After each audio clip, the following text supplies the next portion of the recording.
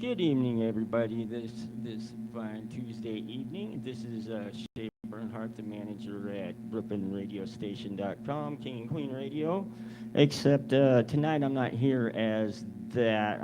This is my own private show as an artist and shaman. The shaman name, hey, he has the heart of the bear, and the artist Infinite Sorrow. And we got a good show for you tonight here on BrooklynStation.com. We're going to do, originally I was going to take some notes and move right along and share a little bit of the details of the Lost Book of Enki as translated by Zachariah Sitchin. But as I was going through and taking notes, I was like, man, this story is just too much. People need to hear this. So I ended up basically, I'm gonna be reading you about 3/4 of the book, because the first part of it can be summarized pretty well, and it has less to do with us and more to do with the Anunnaki. Um, it's going to be a good show this evening. So basically, I just got done setting up a new set that's a little bit more of a comfortable setting to sit and do an audiobook reading in. So sit for a second and enjoy some theta waves, and the show will start in mere moments. So it's going to be a good show, and I highly recommend staying tuned. All right, you're listening to BrooklynStation.com.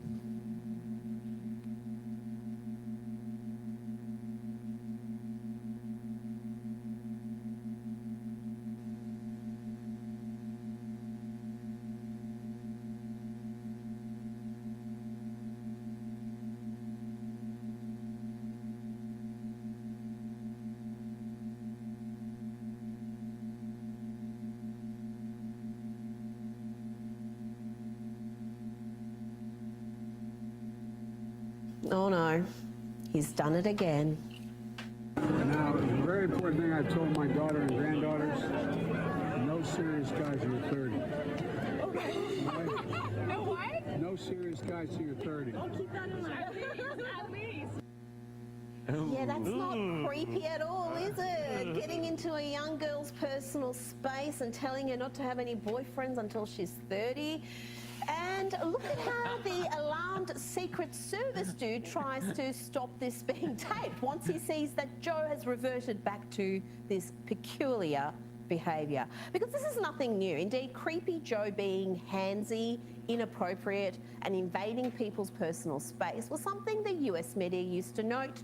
Even the far-left CNN used to report on his weird antics. There are hugs where you just throw up your arms and go for it. And then there are hugs that keep going and going and going.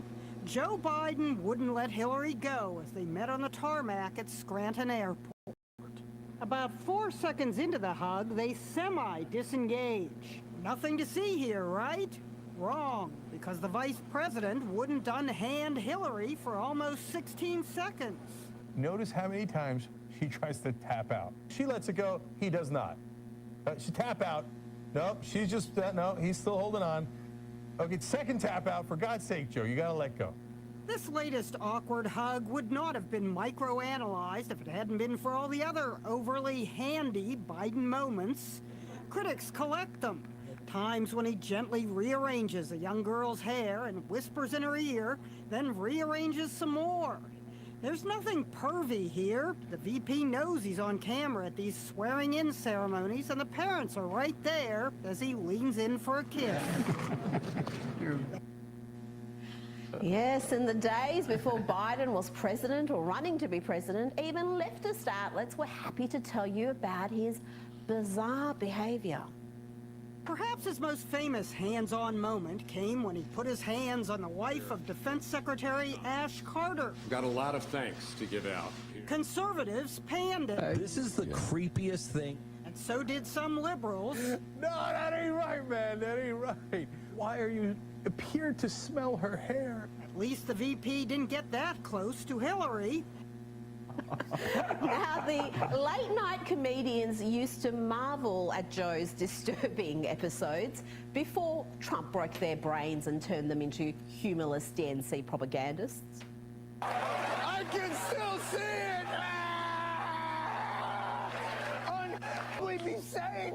from the ancient past to the present, to figure out why the world is so bloody screwed up today, and why most of us, and especially the young people today, find this world utterly, completely incomprehensible. They do not resonate with anything, what's going on. Most of us are confused about what's going on in politics. We don't understand why things are just getting worse and worse and worse when the answers should be so bloody simple. And yet things are just getting more and more complicated. So clearly whatever is going on is going in the wrong direction. And that's why we have things like nostalgia, where we keep reminiscing about the good old days. Isn't that just that alone is a reminder that things used to be better in the past, because they're certainly not getting better into the future. So the concept of nostalgia is a reminder that we should wake up and do something about this future that we're hurtling towards. It's not looking pretty at this stage. But the good news is that there is a shining light at the end of this tunnel, which will end on the very high note tonight. So if you feel at any stage that this information is really dark and depressing, because it can get dark and depressing, I want to remind you that that's just the foundation for the information of what we can do as a species to get ourselves out of this mess. And I like to always work with the positive in mind, because if we don't, then there really is no purpose to this life as I see it today, personally. So, why does it matter that we connect the dots from the past? Because if we don't know who we are and where we come from, how could we possibly know where we are going? That's actually a quote from Jurassic Park, believe it or not. So, what I'd like to ask you tonight is to keep an open mind at all times, because the information, the further I go down this rabbit hole, the more disturbing it becomes. And I'm sure many of you are aware of this already. And there is no bottom to the rabbit hole. It just gets weirder and weirder and weirder. And some of the information I'm going to share with you tonight is getting to that point where I don't know if I can actually talk about some things in public at this stage. Some things I have to edit myself, because if I talk about some things in public, which I've tried, I come under incredible attacks. And I don't want to alienate any people. My whole purpose is to unite people, not to divide people anymore. We bloody divided enough. So let's share information that actually is going to act as a platform to unify people and give us a direction forward instead of create more division. So some level of editing is necessary from time to time to keep that unifying factor going. So let's kick this off.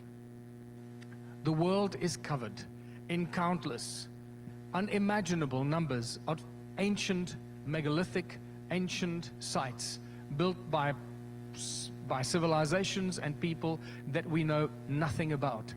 Every year, every month, every week, new sites are being discovered. And I know that Hugh Newman, for example, is one of those people that keeps discovering new, incredible sites. Some of the things he shared with me over the last few days just blew my mind. So we have no idea of what happened on this planet. We just literally are like babies waking up from a deep sleep, trying to figure out who we are, where we come from, and why we're here, while there's this unwritten, unknown history of our planet that probably goes back a lot further and is a lot more weird and strange and unimaginable that most of us could possibly fathom. And it's these strange structures like this that were built by some people in ancient times. And when they were finished building this one, they decided to go from South America to just up the road here and build one of these. They said, let's drag a bunch of rocks from Wales and put them up in a circle. And somebody said, well, why should we do that? Because it's cool. And they did that. So they dragged a bunch of rocks, put them in a circle, and it looked cool, and they moved on. And they went into the desert, and they built a big statue because they didn't have any statues. And the reason I realized just recently why they could do all this stuff in ancient times, very simple reason, because they did not have jobs. They didn't have jobs to go to every day. They had all this time on their hands to do stuff with. Say, what shall we do today? Hey, let's go and build some of these pyramidal kind of things right next to this big statue in the desert. So they went and they built big pyramidal stuff, and they went out somewhere out near Israel and then built these big platforms with giant rocks, and they went up the mountain in South America and they built more rocks that fitted into each other. and they thought, wow, it'll freak out people in the future. And they went and built, carved big statues and put them under a roof of solid stone and rock, and because they needed statues and they needed some place to go and worship and offer food to these statues. And then they went up the mountain and they built faces, wall faces with faces sticking out them. And why did they do that? Because it's going to freak people out. And they did that because they had all this time. And then they had a board meeting under a tree like people in ancient times did, like they still do in Africa, because they didn't have jobs. They had just this time, and they had a board meeting under a tree. And one of the guys said, look, what we've never done yet is dig a hole and surround the hole with giant stones. So they said, well, let's do that. So they did that. Why should we do it? Because we can. So they did that. And then one said, wow, that's amazing, huh?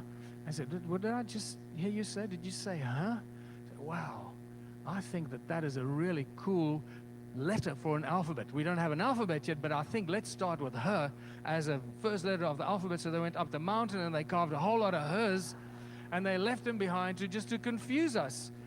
And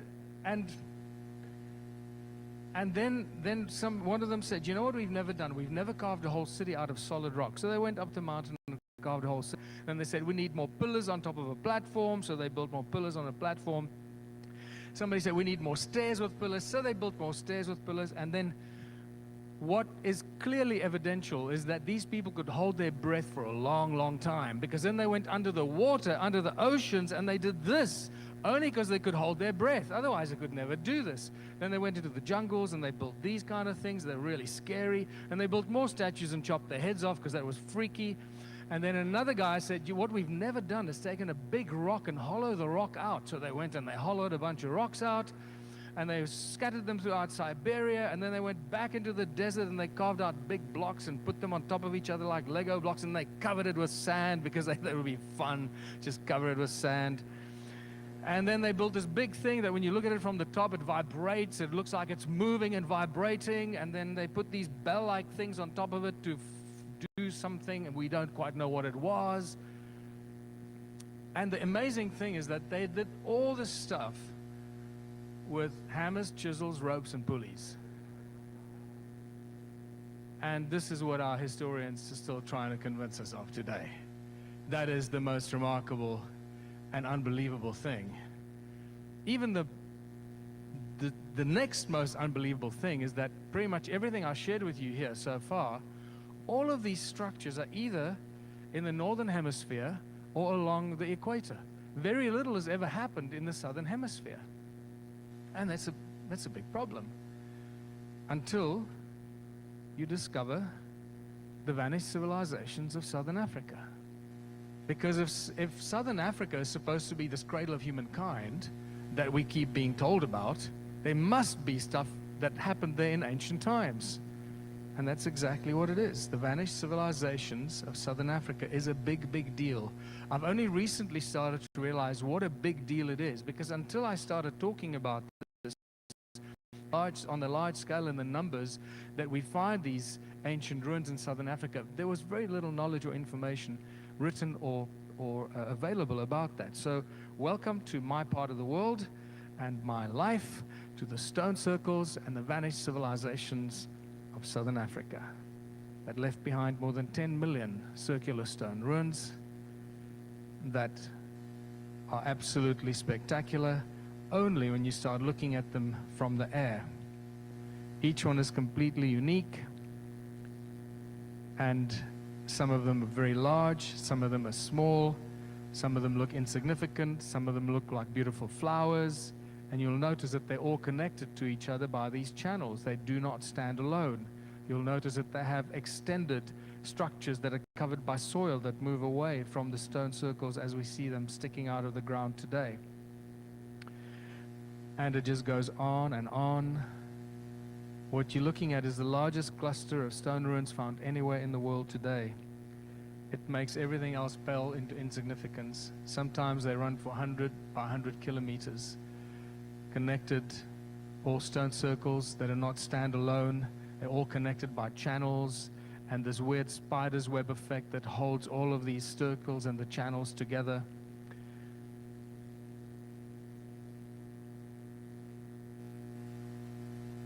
and you just see the devastation and the destruction from some event that destroyed all of this a long, long time ago, and then a few of them have been rebuilt and restructured in more recent times. The key thing here is that there are no doors and entrances, so these cannot be dwellings for people or cows or other animals, because clearly they were not built with doors and entrances. The archaeological drawings from 1939 clearly indicate that they have no doors and entrances, that they're circular structures all connected to each other by these channels looking like a bunch of grapes here in this image. And sometimes these circles are concentric, connected to each other, all linking to each other. And that is all seated in a large network of agricultural terraces that cover at least 450,000 square kilometers in South Africa and Zimbabwe. Who built these terraces? What were they for? What were they growing? And who were they feeding? In the most recent research that I've found from Anton Parks, if you've not come across Anton Parks yet, I highly recommend that you get his books. They're now available in English. It is a whole new spin and a whole new level on Anunnaki activity. And not just Anunnaki, but many other ancient beings that were not necessarily as benevolent as the Anunnaki. A whole new look at the Sumerian language as a prototype language to pretty much every language in the world today. And in there he suggests that whatever was happening in Southern Africa, they were growing huge amounts of food that were from there, they were feeding all the other groups of beings around the world from one central food growing area. And I'm suspecting that this is maybe this is why there are so many agricultural terraces, because they were feeding the beings, whether they were Anunnaki or other beings from around the world, from Southern Africa. The ancient sites are just basically advanced technology on a gigantic scale. And we've never been able to see it because most of us don't really get images, or we don't see these ancient sites from the air, like the stone circles. When you stand next to it and you walk in these temples in Egypt, it's so overwhelming and so mesmerizing that we don't really see the wood for the trees. But when you start looking at it from the air, everything changes. And when I was there again in 2012, I realized that these obelisks are just like antennae. They ring like bells, like the stones in my museum I've been collecting. They're beautiful. They ring so perfectly. And when you look at these temples in Egypt, they're just too many pillars, not enough space. It's obviously not meant to come and kiss butt of some king or some god and offer food and come there for forgiveness and all. It's just, it's the wrong shape, the wrong size, too many pillars. Why? And when you start looking at it from the air, you realize what it's all about. It's not about worshiping and offering food and that. And you start seeing what's going on. And resonating, vibrating pillars on beautiful platforms, acoustic chambers, and very quickly you realize that these are just templates for gigantic circuit boards, gigantic energy circuit boards on a scale that we could not have imagined. And because they did this in times where money did not restrict what they were trying to achieve. They did what they had to do to either inhabit a planet or survive or create a result that they were looking for. Microprocessors become giant macroprocessors. And this is one of my favorite images. You can just imagine what historians are telling us about the kind of worshiping that used to go in these places here. Oh yeah, no, those are major places of worship. Really? Yeah. And the pyramid is just a beautiful example of the same thing. It just carries on. And Angkor Wat, I mean, there you got the combination of quartz and water, the two most abundant elements on Earth, that both contain memory, conduct light and sound. Sacsay Huaman is another great example of just a circuit board on top of a mountain. This is not a mountaintop fortress, clearly built for other reasons, that was possibly inhabited in more recent times and used by more recent civilizations, just like the stone circles. That some of the most recent civilizations used it. They created doors and entrances in so they could use it for themselves and for their cows or whatever, but not the original architects. That's not what it was built for. Borobudur, Indonesia, I mean, this is just ridiculous. Literally, if you see photographs from right above, it looks like it's alive. It's actually, the photograph looks like it moves when you look at it. And then obviously on top of it, it's a dead giveaway. these giant bells with these antennae going up into the sky, and it's always antenna going up into the sky. And it seems that it was human sound that actually held up this weird energy grid, or that was used to activate these circuit boards. Human sound, because you see these perfectly acoustic amphitheaters that are always connected to many of these circuit boards. The Parthenon in Egypt is also an old circuit board. There's your giant thing there, the resonating chamber there, and the rest of the circuit board has already been completely destroyed, and it's connected to the amphitheater here, and there's another smaller amphitheater there, and the amphitheaters are always connected to the circuit board. To activate it, you fill that with a bunch of people, you scare them, you get them excited, you make them make a noise, clap their hands, or sing, or fill them with fear, and that energy gets shoved into the circuit board. It activates the circuit board to whatever it's supposed to do, and we got some interesting stuff going on. Here's another example. There's your circuit board connected with a beautiful row of ringing pillars connected to the circuit board here, the amphitheater there. This is a very badly destroyed circuit board, as you can see. And there's another one, old remains of the circuit board up top, the top of the mountain. There's your amphitheater there that was connected to it. And there's another one here in North Africa, in Algeria. Here they put the circuit board, they put the amphitheater right into the heart of the circuit board. It's really badly destroyed. And so it goes. And nothing has changed in 2018. Temples have just become churches, towers, steeples. Who came up with this idea of this giant cone sticking up into the sky? Who was the architect that came up with this? Why do churches and places of worship have to have this architecture? It's been... Don't let me control it.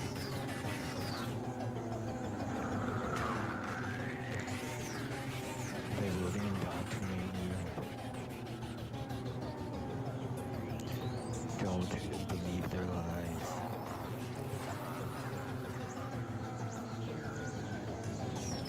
It's all bullshit.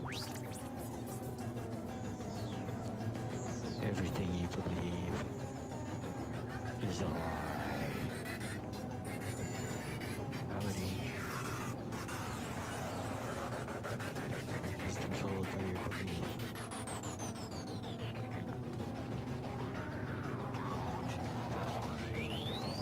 Open your mind. Don't let me control it.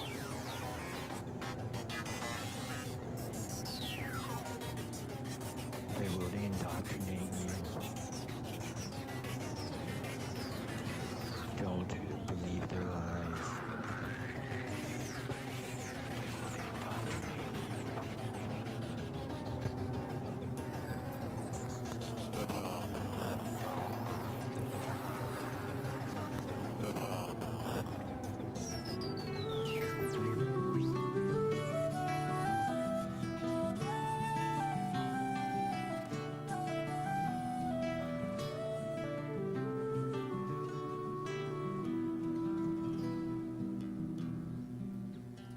Sudosi budosi naranjanasi samsaramaya pariyajitesi samsara svavanam chajamohadnidram najanma mrityur traisat-svarupi. Sudosi budosi naranjanasi samsaramaya pariyajitesi samsara svavanam chajamohadnidram najanma mrityur traisat-svarupi. Sudosi budosi naranjanasi samsaramaya pariyajitesi samsara svavanam chajamohadnidram najanma mrityur traisat-svarupi. Sudosi budosi naranjanasi samsaramaya pariyajitesi samsara svavanam chajamohadnidram najanma mrityur traisat-svarupi. You are forever pure, you are forever true, and the dream of this world can never touch you. So give up your attachment and give up your confusion and fly to that space that's beyond all illusion. You are forever pure, you are forever true, and the dream of this world can never touch you. So give up your attachment and give up your confusion and fly to that space that's beyond all illusion. You are forever pure, you are forever true, and the dream of this world can never touch you. So give up your attachment and give up your confusion and fly to that space that's beyond all illusion. You are forever pure, you are forever true, and the dream of this world can never touch you. So give up your attachment and give up your confusion and fly to that space that's beyond all illusion. Sudo se budo se naranjana se samsara maya pariyajite se samsara svapanam trajamoha nidram najanma mrityor arupi. Sudo se budo se naranjana se samsara maya pariyajite se samsara svapanam trajamoha nidram najanma mrityor trisat svarupi. Sudo se budo se naranjana se samsara maya pariyajite se samsara svapanam trajamoha nidram najanma mrityor trisat svarupi.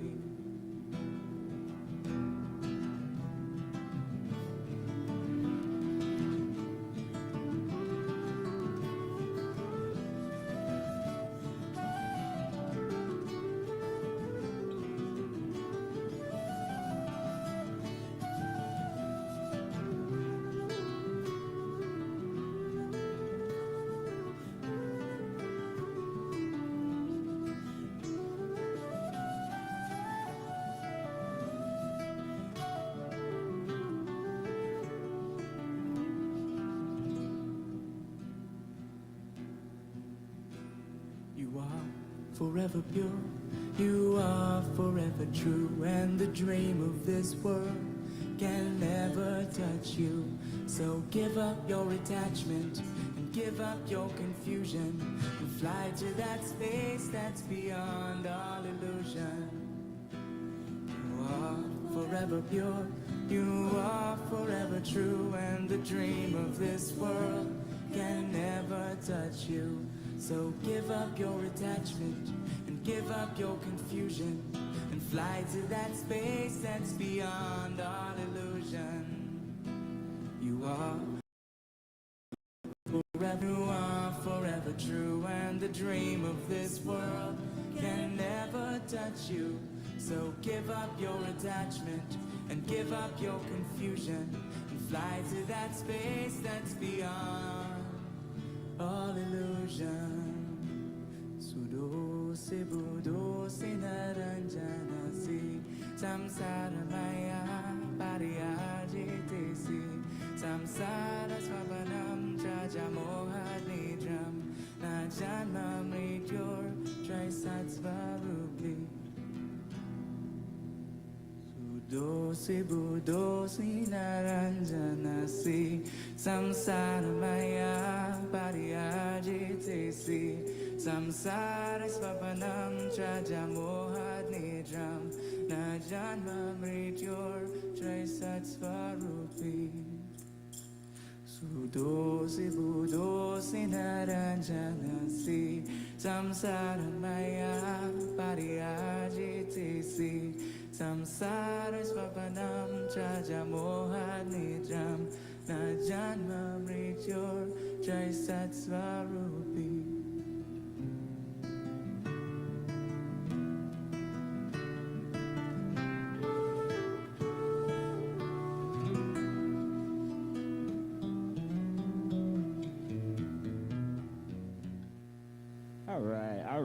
That is a beautiful song, and that was by Shimshai, actually. And as a matter of fact, I spoke to him and told him about the introduction to my show and got his endorsement to use that song as part of the introduction behind my song, right? Because mine's a little bit more along the lines of it was made when I was kind of angry about some of the things I had been learning throughout my studies. And you know, it's like the sequence, the guy speaking about the how everybody got kind of bored and went around and built a bunch of temples and stuff. That is a Michael Tellinger doing a speech for the Megalithomania UK, and I'm actually still trying to get a hold of that guy because he's got a lot to say, and actually I would really like to get involved in some of his work because he's trying to put together a society based on what he's learned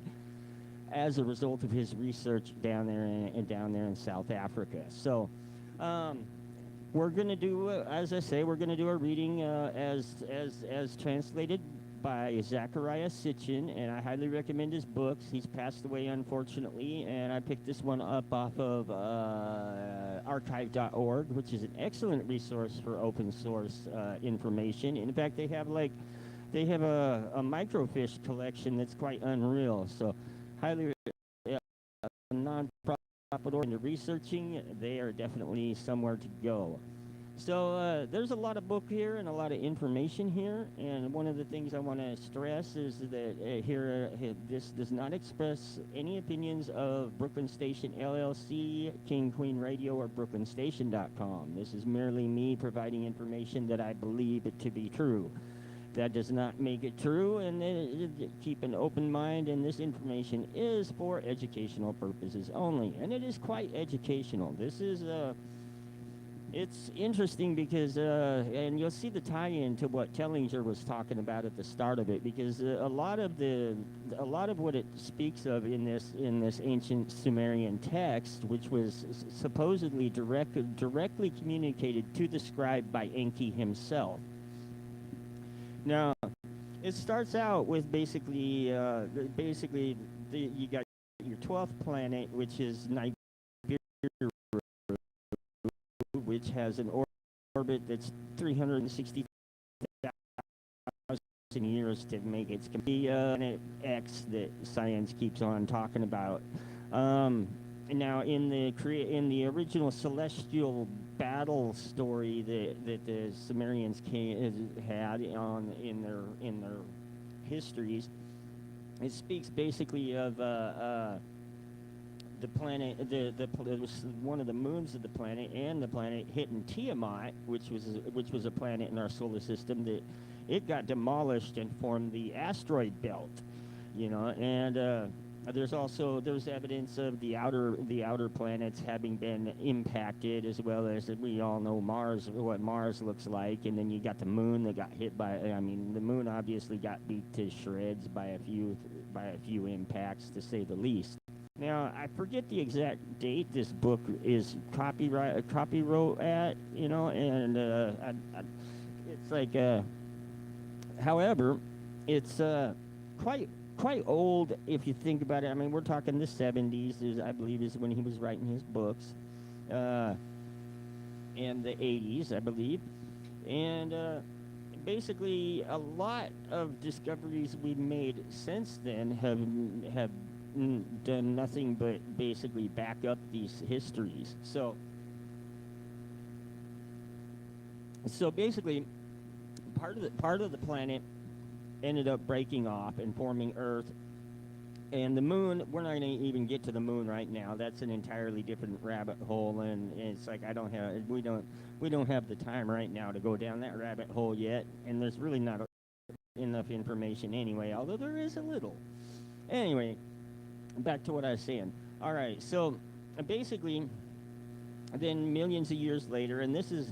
The Anunnaki were originally supposed to have arrived about almost 500,000 years ago. I think it was like 456,000 years ago or something like that.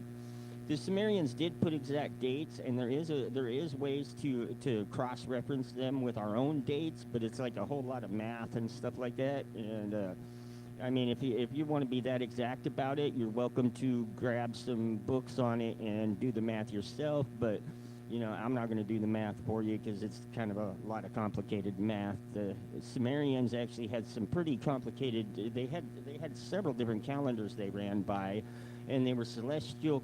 They had basically your regular calendar, your celestial calendar, your Nibiru calendar. You know, and that's one of the reasons why there was so much stuff that was related to astrology, basically, and their knowledge was pretty sophisticated. One thing to keep in mind is that you know they've counted when reading the Sumerian histories, they count the planets from the outside in. And you know, it's like official archaeology, of course, will tell you that you know it's like they only knew of like 3 planets or some crap like that. I don't know. I really don't listen to the official story anymore because it's always bullshit, and we know that. So let's continue on into the real story. All right. So basically, the atmosphere on their planet is maintained more or less. It's kind of a complex system, and it's maintained a lot by volcanic activity, according to the histories. That at this point really isn't important so much as it ended up that they managed to to get the hole in the protective layer, their atmosphere that was protecting them and keeping the heat trapped in their planet so that they could survive.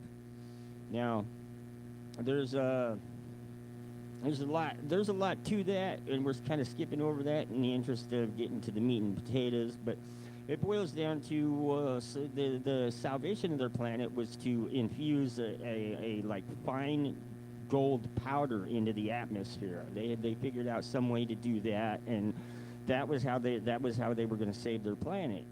Now Earth, there's a story behind that too. We're not going to go into that, but they found out that there was gold on Earth, and they managed to get through the asteroid belt.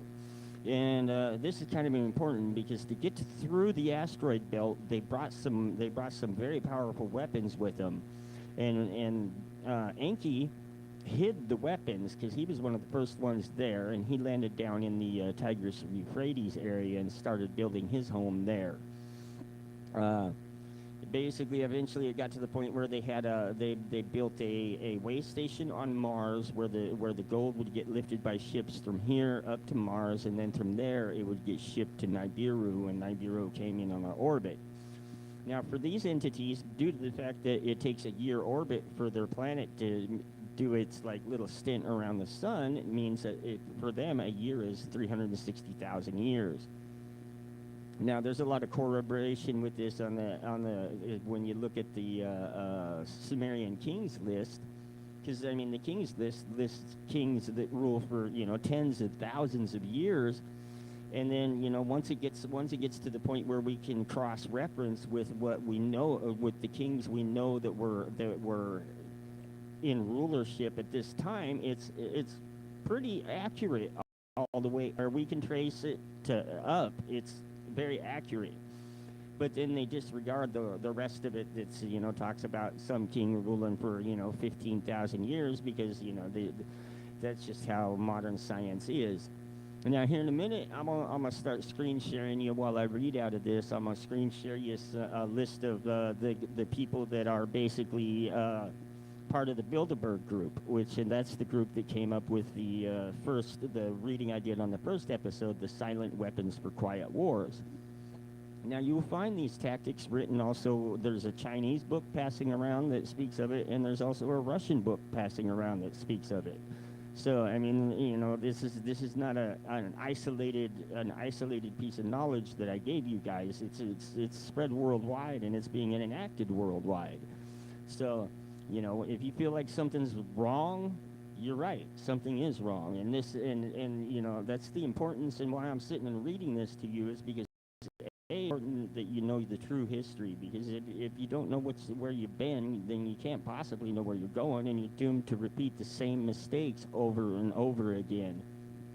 Now, this book, we won't get it finished today, but on the next episode, we'll get towards the end of it, and you'll understand when I say that we will be doomed to repeat the same mistakes over and over again, because, you know, it's like we are, if you haven't noticed, repeating the same stupid mistakes over and over again. And this here story has a lot of the same stupid mistakes in it that we've been making. So, you know, it's like these mistakes have been being made for quite some time, unfortunately.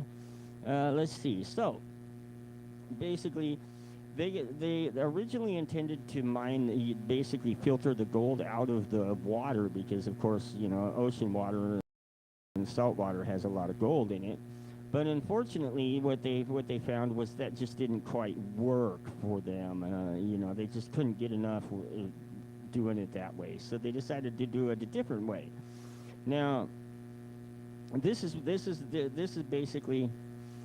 basically where I'm coming in, because it's like the reason they had to start mining and basically digging mines, digging big old holes in the ground, and then of course, you know, from there they would have to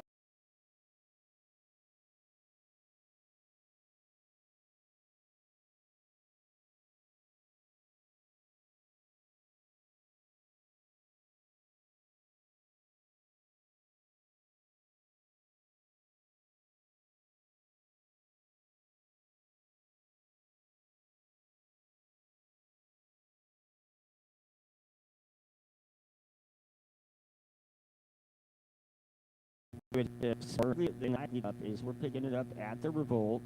Let's see, hold on a second. All my stuff's malfunctioning, of course.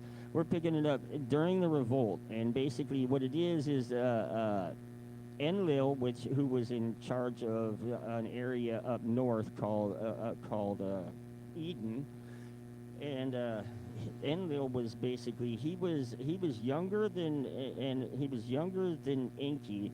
But he was basically next in line for the throne of Nibiru because he was born to the half-sister of the king, and according to their rules of succession, you know, basically if you have a half-sister and a child by her, that child is next in line, even if there's an older child by another official spouse.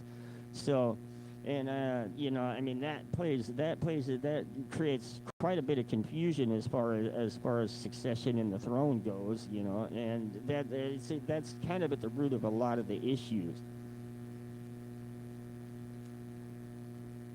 So basically, we're picking it up where Enlil comes out and he sees all the Anunnaki miners sitting there, and they got their torches, and they're in a big mob, and they're quite aggravated because they have to work their butts off to get this gold, and it's, you know, they want some relief. So we're picking up with Enlil speaking to them. What do my eyes see? Is it against me that this thing is done? Thus was Enlil to them saying, who is the hostilities, the instigator? The Anunnaki stood together. Every single one of us hostilities has declared. Excessive is the toil. Our work is heavy. Great is the distress. So they were to Enlil saying, words of the happenings Enlil to Anu. Anu is the king of Nibiru, and he's on Nibiru at this point in time. Words of the happenings Enlil to Anu beamed. Of what is Enlil accused? Anu inquired. The work, not Enlil, is the trouble causing, Enki to Anu was saying. The lamentation is heavy. Every day the complaints we could hear. The gold must be obtained, Anu was saying. The work must continue.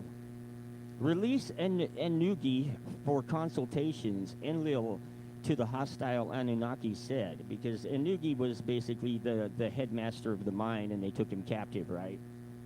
So Ennugi was released. To the leaders he was thus saying, ever since the earth heat has been rising, the toil is excruciating, unbearable it is. Let the rebels to Nibiru return, let new ones come in their stead, Ninurta said. Perchance new tools you can fashion, Enlil to Enki said, for the Anunnaki heroes the tunnels to avoid? Let us summon my son Ningishzada. I'm probably mangling these, but you know they have kind of a lot of consonants. So, Ningish Zida counsel with hire I wish to take. Enki thus responded. They summoned Ningish Zida from the house of life. He came. With him Enki huddled. Words amongst them they exchanged. A solution is possible, Enki was saying. Let us create a Lulu, a primitive worker, the hardship work to take over. Let the being the toil of the Anunnaki carry on his back. Astounded were the besieged leaders. Speechless indeed they were. Oh, lost my place there. Speechless indeed they were. Who ever heard of a being afresh created, a worker who the Anunnaki's work can do? They summoned Ninma, one who of healing and succor was much knowing. Enki's words to her they repeated. Whoever of such a thing heard, they her asked. The task is unheard of, she to Enki said. All beings from a seed have descended, one being from another over aeons did develop. None from nothing ever came. How right you are, my sister, Enki was said smiling. Yeah, hold on a second. There we go. All right. There we go. How right you are, my sister, Enki said, smiling. A secret of the Absu let me to you all reveal.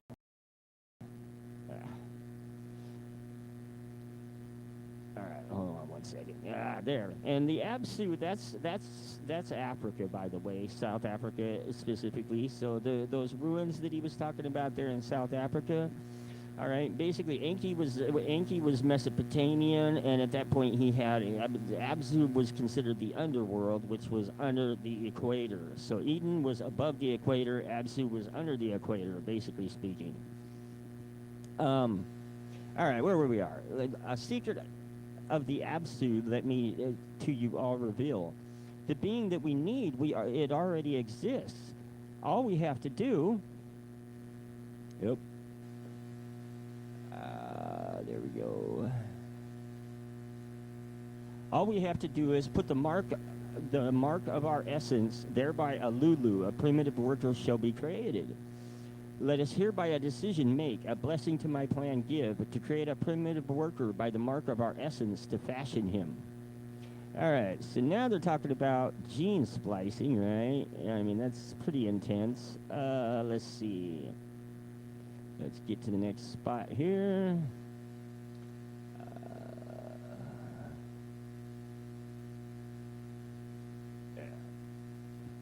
Sorry, my computer, of course, is acting up. It always does that. So, all right. So, let me get that. There we go. All right. Creatures in the Abzu, which is South Africa, there are, Enki was saying, that walk erect on two legs. Their four legs they use as arms, with hands they are provided. Among the animal of the steppes they live. And they know not dressing in garments. They eat plants with their mouths. They drink water from lake and ditch. Shaggy with hair is their whole body. The head hair is like a lion's. With gazelles they jostle. With teeming creatures in the waters they delight. The leaders to Enki's words with amazement listened. No creature like that has ever in the Eden has been seen, Enlil, disbelieving, said. Aeons ago on Nibiru, our predecessors like that might have been, Ninma was saying. It is a being, not a creature, Ninma was saying. To behold it must be a thrill. To the house of life Enki led them. In strong cages there were some of the beings. At the sight of Enki and the others, they jumped up. With fists on the cage bars they were beating. They were grunting and snorting. No words were they speaking. Male and female they are, Enki was saying. Male hoods and female hoods they have. Like us, from Nibiru coming, they are procreating. Ningishzida, my son, their fat is tested. Akin to ours it is, like two serpents, it is entwined. All right, so they're talking about DNA right there. Like two serpents, it is entwined. When therewith our life essence shall be combined, our mark upon them shall be. A primitive worker shall be created. Our commands, there's my cat, our commands will be understood. Our tools he will handle, the toil and the excavations he shall perform. To the Anunnaki in the Absu, relief shall come. Oh, let's do that. I think maybe that helped. Oh, yep. All right, so let's see. There we go. All right. So was Enki with enthusiasm saying, with excitement his words came forth. Let me do this.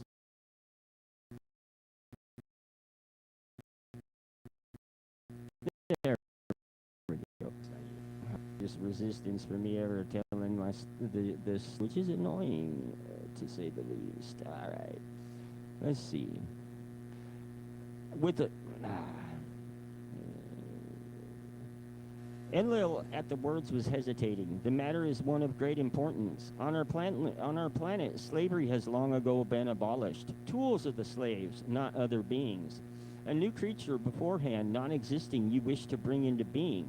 Creation in the hands of the Father of all beginning alone is held. So again, I say this does not contradict any spiritual faith because these guys believed in a higher power greater than them. So eventually, you know, it explains what this will eventually get into what happened with them and the hubris. But it's important to keep in mind that there's several times throughout this text that they speak of the Father of all beginnings. So, you know, it's like, again, I'm not contradicting any faiths. I'm just saying that, you know, it's like we're being misled by our leadership, and that's deliberate. All right. The being already, yeah. All right, so Enlil in opposing saying, stern were his words, because, you know, that's what he was looking at as slavery, which really is what it was, but we'll get into that. The being already exists, Ninmah was saying. To give more ability is the plan. Not a new creature, but one existing more in our image made, Enki with persuasion said. With little change it can be achieved. Only a drop of our essence is needed. A grave matter it is. It is not to my liking, Enlil was saying. Against the rules of from planet to planet journeying it is. By the rules of to earth coming it was forbidden. To obtain gold was our purpose. To replace the Father of all beginning it was not. After Enlil thus had spoken, Ninmah was the one to respond. My brother, Ninmah to Enlil was saying, with wisdom and understanding has the Father of all beginning us endowed. To what purpose have we been perfected, else it to utmost use to make? With wisdom and understanding has the Creator of all our life essence filled to what we capable are, is it not for which we have been destined? With little change,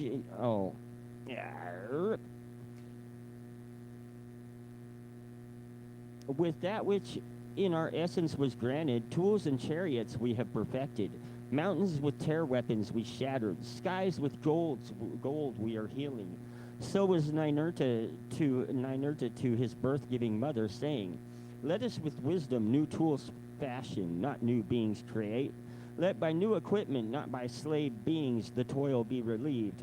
Whereto our understanding does us lead, to that which we have been destined. So Ningishzaida saying, with Enki and Ninmah, he in agreement was. What knowledge we possess, its use cannot be prevented, Ningishzaida was saying. Destiny indeed cannot be altered. From the beginning to the end it has been determined. To them Enlil was thus saying, destiny it is, or fate it is, that to this planet us has brought, to gold from the water's foil, to put Anunnaki heroes to excavating toil, to a primitive worker create to be planning. That, my kinfolk, is the question. Thus with graveness Enlil was saying, is it destiny, is it fate? That is what deciding requires. Is it from the beginning ordained, or for us by us for choosing? To put the matter before Anu, the matter presented. The elders, the savants, the commanders were consulted. Long and bitter the discussions were of life and death, fate and destiny. Words were spoken. Can there be another way the gold to obtain? Survival is in danger. If gold must be obtained, let the being be fashioned, the council decided.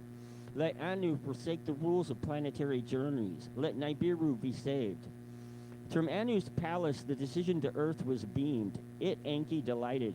Let Ninmah my helper be, of such matters understanding she has, which Ninmah was his half sister. So if he could get her to himself, he could mate with her and reclaim his birthright, right?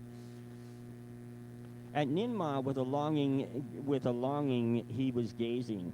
Let it be so, Ninmah was saying. Let it be so, Enlil did say. By Ennugi was the decision to the Anunnaki in the Absu announced. Until the being is achieved, to the toil willingly you must return, he said. There was disappointment, rebellion there was not. To the toil the Anunnaki returned.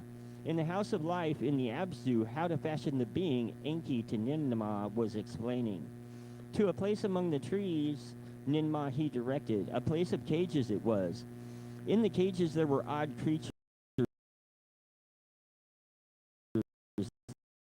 Their lights in the creature they possessed. Creatures of two kinds, by their essences combined, to Ninmah Enki was showing. To the House of Life they returned, to a clean place with brightness shining they led her. In the clean place, Ningajada to Ninmah the life essence secrets was explaining. How the essence from two kinds combined can be, he to her was showing. The creatures in the tree cages are too old, monstrous they are, Ninmah was saying. Indeed so, Enki responded. To attain perfection, for that you are needed. How the essences to combine, how much of this, how much of that to put together, in which womb conception to begin, in which womb should the birth be given. For that your succor and healing understanding are needed. The understanding of one who gave birth, who is a mother, it is required. When Ningajida, she surveyed the sacred formulas that on MEs were secreted. How this and that were done of him she inquired. The creatures in the tree cages she examined, the two-legged creatures she contemplated. By a male inseminating a female are the essences transmitted. The two entwined strands separate and combine an offspring to fashion. All right, again, they're talking about DNA here.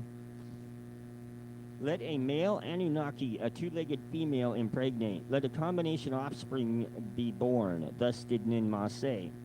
That we have tried. With failures it resulted, to her Enki responded. There was no conceiving, there was no birth. Now this is the account of how the primitive worker was created. How Enki and Ninmah, with Ningajida assisting the being fashioned. Another way the admixture of essences to attain must be tried, Ninmah was saying. How the two strands of essences to combine, one way must be found. That which from the earth is the portion must not be harmed. To receive our essence in graduations, it must be shaped. From the ME formulas of Nibiru's essence, only bit by bit could be attempted. In a crystal vessel, Ninmah an admixture was preparing. The oval of a female two-leg she gently placed. With ME Anunnaki seed containing, she the oval impregnated. The oval back into the womb of the two-legged female she inserted. This time there was conceiving. A birth was indeed forthcoming. The allotted time for birth-giving the leaders awaited with anxious hearts the results they were seeking. The allotted time arrived. There was no birth-giving. In desperation, Ninmah a cutting made. That which was conceived with tongs she drew out. So, cesarean. A living being it was. With glee, Enki shouted, "We attain, Ningajida!" With joy cried out. In her hands, Ninmah the newborn held. With joy she was not filled. Shaggy, with hair all over the newborn. His foreparts like of the earth creatures were.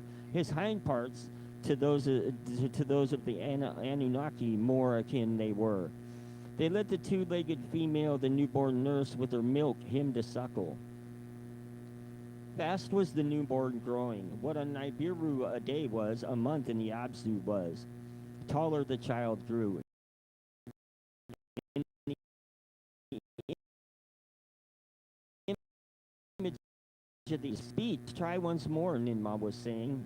The admixture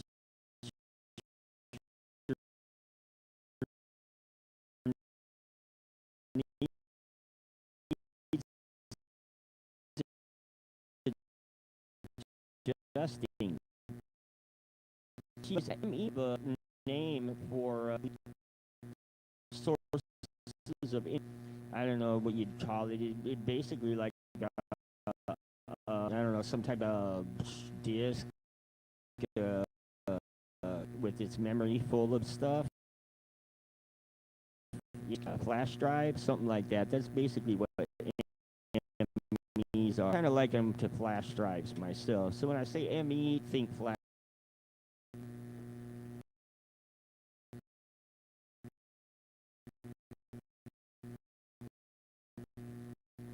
Go. The essences in the MEs Ninma carefully took from one bit she took out from another. Then in the crystal bowl, the oval of an earth female she inseminated. There was conception at the appropriate time, there was birth giving. This one more in the likeness of the Anunnaki was. They let his birth mother him suckle, they let the newborn to a child grow. Appealing he was by his looks. His hands to hold tools were shapen. His senses they tested, but they found they were deficient. The earth child could not hear. His eyesight had faltered. Again and again, Ninma rearranged the admixtures. Of the ME formulas, she took bits and pieces. One being had paralyzed feet, etc., etc. One had trembling hands. A malfunctioning liver had the other. One had hands too short. Soup. Where are they? Okay. Enki. All right. One had hands too short to reach the mouth. One had lungs for breathing unsuited. Enki, by the results, was disappointed. A primitive worker is not attained to Ninma, he was saying. What is good or is bad in this being by trials I am discovering, Ninma to Enki responded. To continue for success, my heart prompts me. Once more the admixture she made. Once more the newborn was deficient. Perchance this shortfall is not in the admixture, Enki to her was saying. Perchance neither in the female's oval nor in the essence is the hindrance. Not of Nibiru's crystals use the vessel, of the clay of the earth make it. So was Enki with great wisdom possessed to Ninma, saying, Perchance what is earth's own admixture of gold and copper is required. This was Enki, he who knows things, prompting her to use the clay of the Abzu. In the house of life, Ninma made a vessel out of the clay of Abzu. As a purifying bath, she shaped the vessel within it to make the admixture. Gently into the clay vessel, the oval of an earth female, the two-legged she put. The life essence from an Anunnaki's blood extracted she in the vessel placed. By the ME formulas was the essence directed. Bit by correct bit was it in the vessel added. Then the oval thus fertilized into the womb of the earth female she inserted. Into the womb, basically that one came out bad too, and then Enki's solution was, into the womb of the earth female the fertilized oval was always inserted. Perchance this is the remaining obstruction. Of who the fertilized oval nurtures to birth-giving carries, in our image and after our likeness is to be, perchance an Anunnaki womb is required.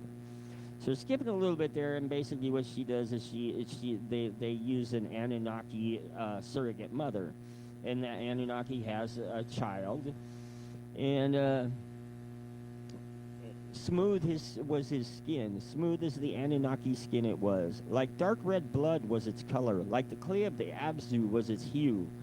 They looked at his malehood. Odd was its shape, by a skin was its forepart surrounded. Unlike the Anunnaki malehood it was, a skin from its forepart was hanging. Let the earthling from us Anunnaki by this foreskin be distinguished, so was Enki saying. Adamu, I shall call him, Ninma was saying. One who like earth's clay is, that will be his name. So Adamu. A model for primitive workers we have indeed attained, Enki was saying. Now a host of workers like him are needed. Ningishada, his elders reminded, a model indeed he shall be. As for himself, like a firstling he shall be treated. From toil he himself shall be protected. His essence alone as a mold shall be. So was Enki saying, by his decree Ninmah was greatly pleased. All right, so let's see. So basically, they started artificially inseminating Anunnaki females with this hybrid, so that they could breed these workers. But they were finding it to be rather slow. So they were debating on the solution.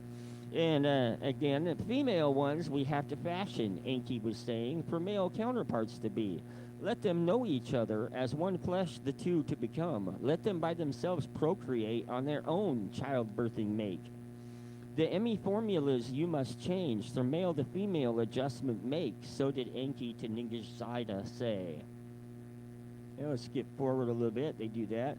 They change the mixture. They inseminate one of the females, of course. And let's see, my computer. There we go. The 10th month, a month of evil fates, they begin to call, because the baby was not born at 9 months, and at 10 months, Ninmah, the lady whose hand wombs has opened, with a cutter and incision made. Her head was covered. On her hands, protection she wore. With dexterity the opening she made. Her face at once was brightened. That which the womb was from the womb came forth. A female birth was given. To Ninki with joy she shouted. The newborn's visage and limbs were carefully examined. Of good shape were her ears. Her eyes were not clogged. Her limbs were proper. Hind parts like legs. Fore parts like hands were shaped. Shaggy she was not, like beach sands was the hue of her head hair. And it goes on to describe that. All right, hold on a second. My computer acting up again. I hate this. And it won't let me move it to the other screen either, which really sucks. All right. Just a second. There we go.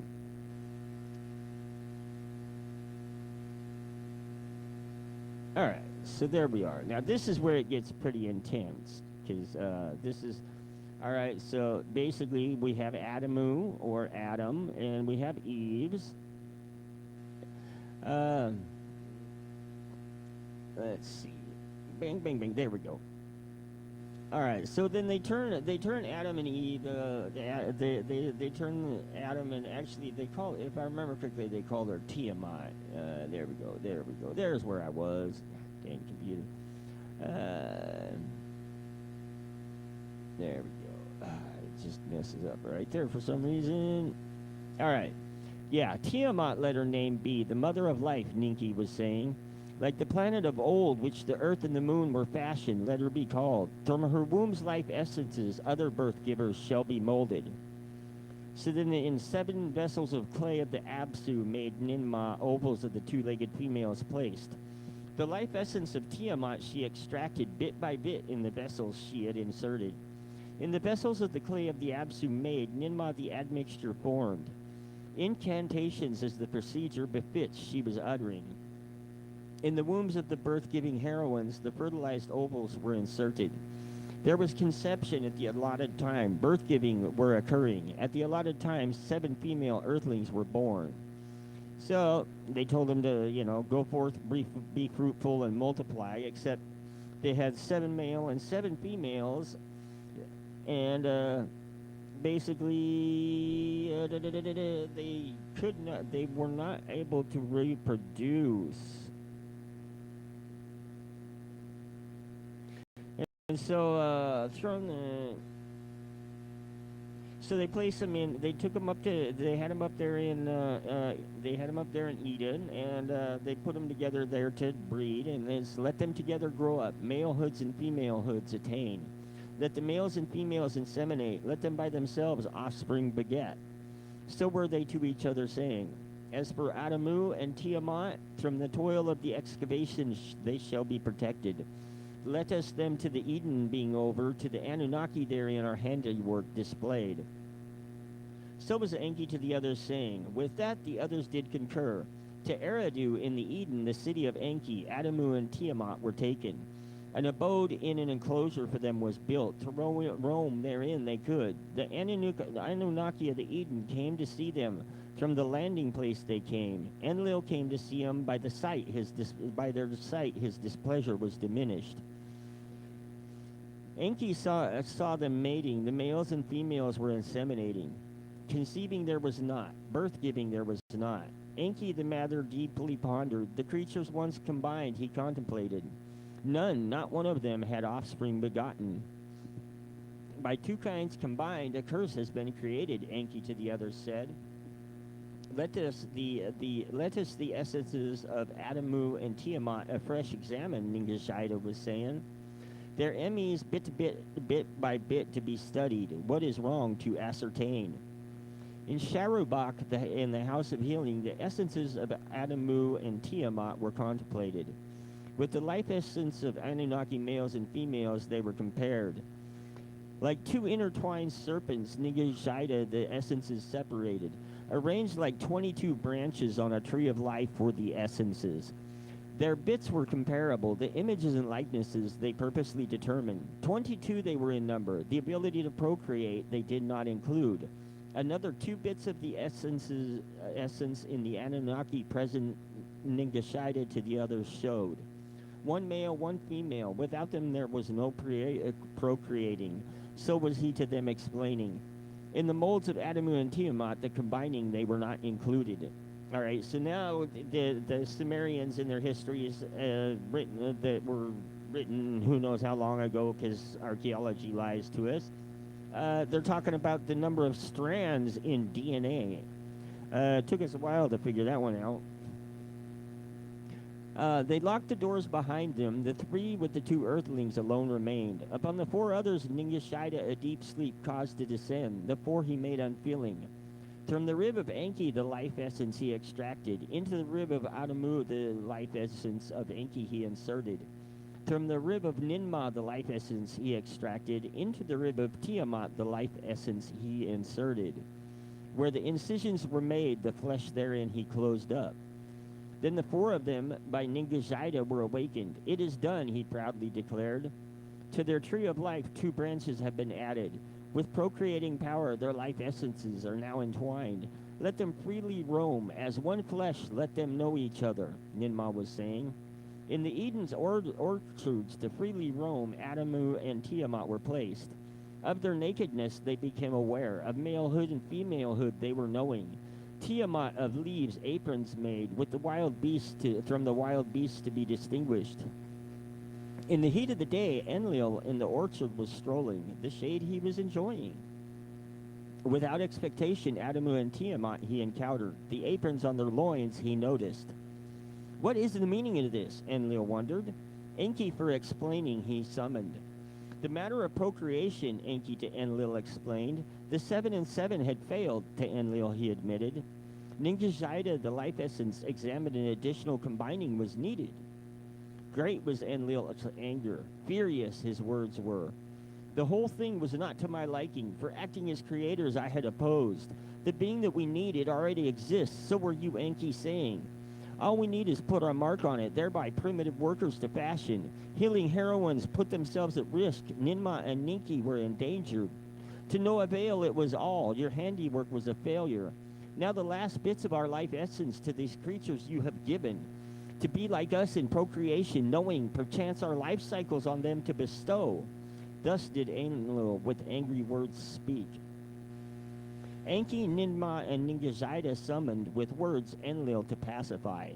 My lord Enlil, Ningishida was saying, knowing for procreation they were given, the branch of long living to their essence tree was not. Ninma then spoke up. To her brother Enlil she was saying, what was the choice, my brother, to end it all in failure, Nibiru in doom to face its fate, or to try and try and try, and by procreation let earthlings the toil undertake? Then let them be where they are needed, Enlil with anger said. To the Abzu, away from Eden, let them be expelled. To the Abzu, away from Eden, let them be expelled. So did Enlil the command decree. From the Eden to the Abzu, Adamu and Tiamat were expelled. They had a son and a daughter, twins to the earth beings were born. With understanding were the primitive workers endowed of commandments they were comprehending. To be with the Anunnaki they were eager. For food rations they toiled well. Of heat and dust they did not complain. Of backbreaking they did not grumble. Of the hardships of work the Anunnaki of the Abzu were relieved. The vital gold to Nibiru was coming. Nibiru's atmosphere was slowly healing. Nanar and Ningol, twins were born. A daughter and a son they were. Inanna and Utu by Ningol they were named. With them a third generation of Anunnaki on earth was present. For the offspring of the leaders, tasks were allotted.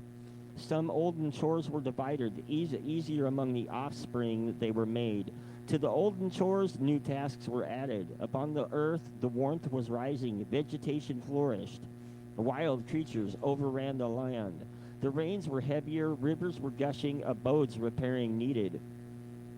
Upon the earth, heat was increasing. The snow-white parts to water were melting. The bars of the seas of the oceans were not containing. From the depths of the earth, volcanoes and brimstones belching. The grounds were trembling. Each time the earth was shaking. In the lower world, the snow-white-hued place, the earth was grumbling. At the tip of the Absu, Enki, a place for observing, established. To his son Nergal and to his spouse Ereshkigal, command thereof he entrusted. A thing unknown, an untoward thing, thereunder is brewing. And Nergal said to his father Enki said, In Nibrukai, the place of the bond, heaven and earth, Enlil the heavenly circuits was watching. By the MEs of the tablets of destiny, celestial motions he was comparing. There is turmoil in the heavens, Enlil to his brother Enki said. From the planet Lamu, which is Mars, the place of the way station, Marduk to Enki his father was complaining. Strong winds are disturbing, annoying dust storms they are raising. So Marduk to his father Enki, words were beaming. In the hammered bracelet, turmoils are occurring. That's our asteroid belt. Upon the earth, brimstones from the skies were falling. Pitiless demons havoc causing. Violently the earth they approached. Into flaming fires in the sky they were bursting. In a clear day, darkness they were causing. With storms and evil winds they raged around. Like stony missiles, the earth they were attacking. Kingu, the earth's moon, and Mars, too, by these havocs were afflicted. The faces of all three with countless scars were covered. Enlil and Enki to Anu, the king, urgent words were beaming. Nibiru's savants they alerted. The earth and the moon and Lamu, Mars, a calamity unknown are facing. From Nibiru, the savants were responding. Their words of the leaders' hearts were not calming. In the heavens, the family of the sun were taking stations. The celestials of whom earth is the seventh in a row were choosing places. And remember, the earth is seventh in the row when you're coming into the galaxy, not when you're on earth. So the Sumerians always counted from the outside in. In the heavens, Nibiru was approaching. The sun's abode it was nearing. By the seven in a row arraigned was Nibiru distracted. The path through the hammered bracelet it was missing. From the bracelet, bits and pieces it has been displacing. Bereft of the celestial bar, Lamu with Mumu near the sun were crouching. In the heavens, Lahamu, her glorious dwelling place, was abandoning. Toward Nibiru, the heavenly king, she was attracted. A queen of heaven she wished to be. All right, so that's celestial. That gets a little. It's kind of like the celestial stories and the earthly stories. Although they do use some of the same names, these are different. They're referring to different entities. To quell her, Nibiru, from the celestial deep, a monstrous demon made appear. A monster once to Tiamat's host belonging, by the celestial battle fashioned. From the celestial deep made its way, by Nibiru was it from slumber awakened. From horizon to the midst of heaven, like a flaming dragon it was stretched. 1 league was its head, 50 leagues its in length it was, awesome was its tail. By day, the skies of earth it darkened. By night, upon the face of the moon, a spell of darkness it cast. To her brothers, the celestials, Lahamu or Mars was for help was calling. Who will the dragon obstruct? Who will stop and kill it? She was asking. Only valiant Kingu, which is the moon, once Tiamat's protector, stepped forward to respond. To intercept the dragon in its path, Kingu was making haste. Fierce was the encounter. A tempest of clouds upon Kingu was raised. By its foundations was Kingu shaken. From the impact did the moon quake and shake. So it's basically a heavenly meteor hitting the moon. Then the heavenly habit was calmed. Nibiru to its distant abode in the deep was returning. Lahamu, its dwelling place, did not abandon. The stony missiles upon earth and Lahamu ceased the raining. Enki and Enlil with Marduk and Ninurta gathered, a surveying of the havoc they undertook. All right, so if you're familiar with the, I believe it's the Younger Dryas era, I believe that's what they're talking about here. Again, if you want to do the math, this does actually list the mathematics necessary to calculate their 3 calendars and figure out precisely when this did happen. But I'm pretty sure that's that Younger Dryas that they're impacts that they're talking about. The depths of the oceans he measured. In Earth's far corners, the mountains of gold and copper he scanned. Of the vital gold, there would be no shortage. This was Enki saying. In the Eden, Ninurta was the surveyor, where mountains trembled and valleys shook. In his skyship, he soared and journeyed. The landing platform was intact. In the valleys of the north, the earth's fiery liquids was pouring. So was Ninurta to his father Enlil telling. Sulfuric mists and bitumens, which is like basically fossil fuels, he was discovering. On Mars, the atmosphere was damaged. Dust storms were with life and work interfering. So Marduk, which is Enki's son, Marduk to Enki was saying, to earth return I wish, because he was in charge of Mars, right? To his father he disclosed. Enlil to his olden plans betook himself. What cities and their tasks he planned he reconsidered. A chariot place in the Eden must be established, to the others he was saying. The olden designs of the layout on the crystal tablet to them he showed. Let the place of the chariots near Bad Tiberia, the metal city, be established. There thrown, let the gold from earth to Nibiru in the chariots directly be carried. So Ninurta of Bad Tiberia, the commander, to them words were saying. Let a place of celestial chariots in the Eden be established. Nearer the place where the gold ores are smelted and refined, let it be built. Let the pure gold in the chariots directly from earth to Nibiru be carried. Of great merit is the plan, my brother, Enki to their father Anu was saying. A great disadvantage in its core it is holding. The net pole of earth, which they're talking about gravity. And so Isaac Newton, sorry about your luck. Somebody figured out that gravity exists before you. The net pole of earth is then Lahamu's much greater. To overcome it, our powers shall be exhausted. So basically they're saying that when packing a cargo hold full of gold. Must be nice, huh? Nearby the earth a companion it has, the moon it is. Smaller is its net pole. Ascent and descent thereon little effort will require. Let us make a way station consider. Let me and Marduk thereto journey. So they journeyed to the moon, and they saw many hollows. The handiwork of smashing demons was the moon's face marked. In place of rolling hills, they set the rocket ship down. In the midst, they landed. Rocket ship, huh? From the place of earth they could observe, and the expanse of the heavens. Eagles' helmets they had to don. The atmosphere was for breathing insufficient. With ease they walked about. In this and that direction they went. For one circuit of earth, for 3 circuits of the moon they remained. Its motions about the earth they measured. The duration of a month they calculated. For 6 circuits of earth, for 12 circuits about the sun, earth's year they measured. How the two were in time, causing the luminaries to disappear, they recorded. Then to the sun's quarter they attention gave. The paths of Mumu and Lahamu they studied. With the earth and moon, Lahamu, the sun's The sum's second quarter constituted. 6 were the celestials of the lower waters, so was Enki to Marduk explaining.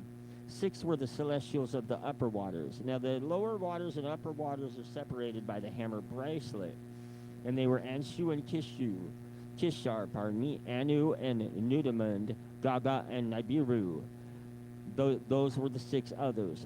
12 were they in all. Of 12 did the son and his family make the count. Of the upheavals most recent, Marduk of his father was inquiring, why have 7 celestials in a row places taken? So he, his father, was asking. Their circuits about the sun, Enki then considered. Their grand band around the sun, their progenitor, Enki carefully observed. The positions of earth and moon therein on a chart, Enki marked out. By the motions of Nibiru, of the sun's not a descendant, the width of the great band he outlined. The way of Anu, the king, to name it, Enki decided. So Enki, they basically figured a way to get through the asteroid belt, which was a huge issue for for their whole venture. In the expanse of the deep heavens, the stars did father and son observe. By their proximities and groupings was Enki fascinated. By the circuit of heavens from horizon to horizon, he drew images of 12 constellations. In the great band, the way of Anu, one each with the sun's family of 12 he paired. To each one he designated a station, by names they were to be called. Then in the heavens below the way of Anu, whence Nibiru the sun is approaching, a band-like way he designed, the way of Enki it designated. To it 12 constellations by their shape he also allotted. The heavens above the way of Anu, the upper tier, the way of Enlil he called.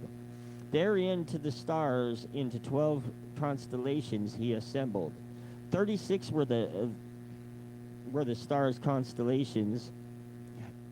All right, hold on a second here. It's acting up again. All right, let's see. Let's get to this.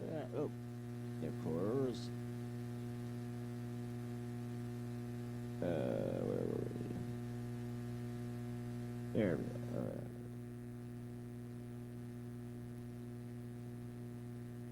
All right. 36 were the stars' constellations. In the 3 ways were they located. So were the Earth's position designated as around the sun it travels. The start of the cycle of celestial time, the measure Enki to Marduk indicated. When on Earth I had arrived, the station that was ending by me, the station of the fishes, was named. The one that followed after my name title, he of the water I called. So Enki is basically, he is Pisces. So Enki with satisfaction and pride to his son Marduk was saying, your wisdom the heaven embraces, your teachings any own understanding extend. But on earth, on Nibiru, knowledge and rulership are separated. So did Marduk to his father say, my son, what is it that you do not know? What is it that you are missing? The secrets of the heavens, the secrets of the earth with you I have shared. Alas, my father, Marduk was saying, there was agony in his voice. When the Anunnaki in the Abzu, the toil ceased, and the primitive worker you set to fashion, not my mother, but Ninmah, the mother of Ninurta, to assist you was summoned. Not I, but Ningishida of me, the younger, to help you was invited. With them, not with me, your knowledge of life and death did you share. My son, Enki to Marduk responded, to you command was given of the Igigi and the Lamu to be supreme. Alas, my father, to him Marduk was saying, of supremacy by fate we are deprived. You, my father, are Anu's firstborn, yet Enlil, not you, is the legal heir. You, my father, were first to splash down and Endu establish, yet Eridu is in Enlil's hands, yours in the distant Abzu. I am your firstborn. By your legitimate spouse on Nibiru was I born. Yet the gold in the city of Ninurta is assembled, their throne to send or to withhold. The Bible of Nibiru is in his hands. In my hands it is not. Now the earth we are returning, what will my task be? Am I to fame and kingship fated, or again to humiliated be? In silence did Enki embrace his son. On the desolate moon to him a promise was made. Of that of which I have been deprived, your future lot shall be. Your celestial time will come, a station mine adjoining, yours shall be. Now this is the account of Sippar, which is the pyramids, I believe. But the place of the chariots in the Eden, and how the primitive workers to the Eden were returned. For many circuits of the earth, from the earth were father and son absent. On Earth, no plans were implemented. On Mars, the Igigi were in turmoil. Enlil to Anu, secret words conveyed. His concerns to Anu from Nibru Ki beamed. Enki and Marduk to the moon have gone. For countless circuits they are staying. Their doings a mystery are. What they are scheming is not known. Marduk, the way station on Lamu, is abandoned. The Igigi are agog. Gotta love that one. By dust storms has the way station been affected. What damage there is to us is not known. The place of the chariots in the Eden must be established. Therefrom the gold directly from Earth to Nibiru be carried. No way station on Lemos shall henceforth be needed. The plan of Nurta it is. Great in these matters is his understanding. Let him the place of chariots near Bad Tiberia establish. Let Ninurta be its first commander. Anu to the words of Enlil gave much consideration. To Enlil a response he gave. Enki and Marduk to earth are returning. What about the moon they have found? Let us first to their words listen.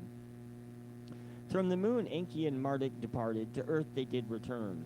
Of conditions thereon they gave account. A way station is unfeasible now, so they reported. Let the place of the chariots be built, Anu was saying. Let Marduk be Marduk, Enki was saying to Anu.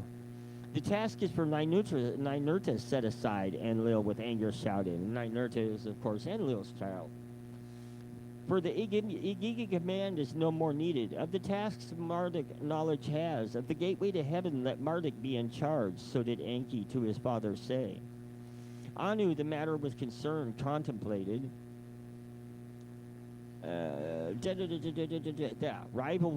Rivalries now the sons have affected. With wisdom was Anu endowed. With wisdom were his decisions. The place of the chariots for new ways the gold to handle is designated. Let us what henceforth comes in the hands of a new generation place. Neither Enlil nor Enki, neither Ninurta nor Marduk in command shall be. Let the third generation responsibility undertake. Let Utu be the commander. Let the place of celestial chariots be built. Let Sipar, Bird City, be its name. This was the word of Anu. Unalterable was the word of the king. In the 81st Shar, which a Shar is the Niberian year, which is 360,000 years, so in the 81st period of 360,000 years was the construction started. That's how long they had been there. The plans of Enlil it followed. Nibru Kai was in the center, a navel of the earth by Enlil it was designated. As on circles by their place and distances from olden cities were located. Like an arrow from the lower sea toward the mountains pointing they were arrayed. A line on the twin peaks of Arata, remember we spoke about that in Arata in episode 2. A line on the twin peaks of Arata, to the skies in the north reaching he drew. Where the pointing arrow, the Arata line intersected, the place for Sipar, the earth's place of the chariots he marked out. To it the arrow directly led. From Nibrukai was by an equal circle precisely located. In the 82nd Shar was the construction of Sipar completed. To the hero Utu of Enlil the grandson, its command was given. An eagle helmet for him was fashioned. With eagle's wings was he decorated. In the first chariot from Nibiru to Sipar, directly come, Anu was traveling. To view for himself the installation he desired, to marvel at what was attained he wanted. For the occasion, the Igigi by Marduk commanded. From Lamu to earth came down. From the landing place and from the Absu, Anunnaki were assembled. There was backslapping and hailing, a feast and celebration. For Anu Mana, Enlil's granddaughter, singing and dancing presented. With affection, Anu kissed her. Anunita, Anu's beloved, he fondly called her. Hold on a second. Before departing, Anu, the heroes and heroines assembled. A new era has begun, so he was to them saying. Supplied directly with the golden salvation. Forthcoming is the end of toil. Once enough gold on Nibiru for protecting is piled in storage. The toil on earth can be diminished. Heroines and heroes to Nibiru will return. All right, hold on a second. Computer's acting up again. Drives me nuts, I tell you. All right, so we'll read a little bit more, then we'll call it a thing because it's getting towards that time. In Absu, relief, not continued toil, was the Anunnaki's expectations. Now that the Earthlings are proliferating, let them provide the labor. So were the Anunnaki in the Absu saying. In the Eden, the tasks were greater. More abodes, more provisions were required. For primitive workers, to the Absu confined, to the Eden heroes clamor. For 40 shars was relief only to the Absu provided. The heroes in the Eden shouted, "Our toil has increased beyond endurance. Let us have workers too." While Enli and Enki the matter were debating, Ninurta the decision into his hands took. With 50 heroes, an expedition to the Absu he led. With weapons they were armed. In the forests and the steppes of the Absu, the Earthlings they chased. With nets they them captured. Male and female to the Eden they them brought. To do all manners of chores. In the orchards and in the cities they trained them. By the doings was Enki angered. By them was Enlil enraged. My expelling of Adamu and Tiamat you have overturned, so Enlil to Ninurta said. Let the mutiny once in the Absu occurring, not in the Eden, be repeated, so to Enlil Ninurta said.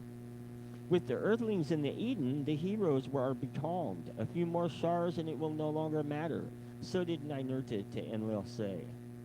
Enlil was not appeased. With grumbling, let it so be, to his sons he said. Let the gold pile up quickly. Let us to Nibiru soon return. In the Eden, the Anunnaki, the Earthlings with admiration observed.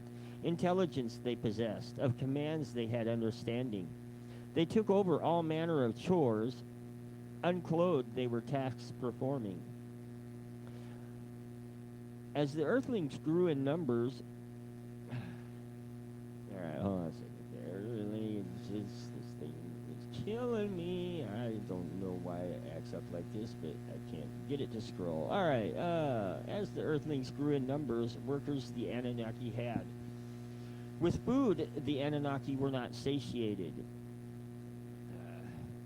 All right, hold on a second. I wish I could get this on the other screen so I could get it to work, but it won't do it. I don't know what it is. Here, let me close this. There we go. Yes, all right.